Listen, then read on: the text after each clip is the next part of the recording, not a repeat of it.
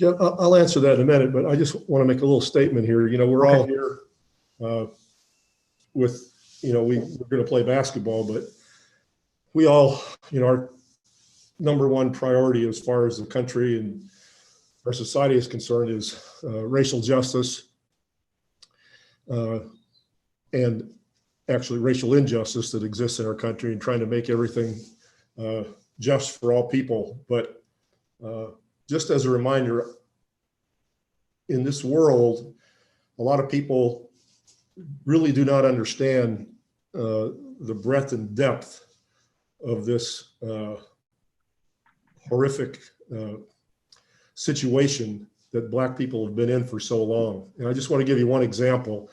And we're all doing this on our game days as we find an opportunity, just so people understand how gross we have been, not just now, but in the past. It didn't just happen. It's been this way for hundreds of years.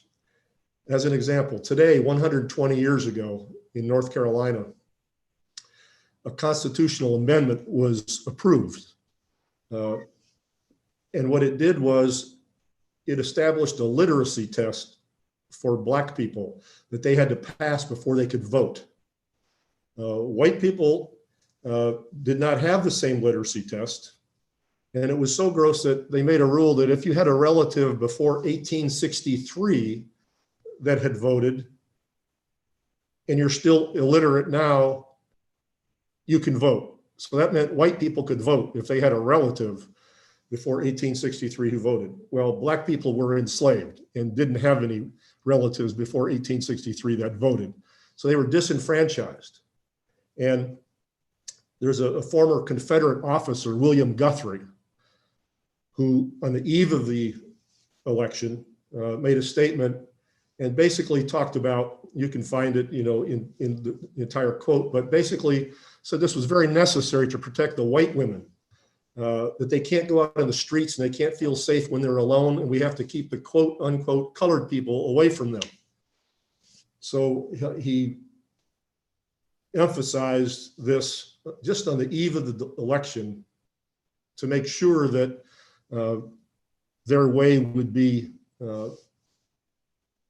found to be the rule that people had to live under. And this sort of activity went on over and over and over again for all this time. And again, it's about education and culture.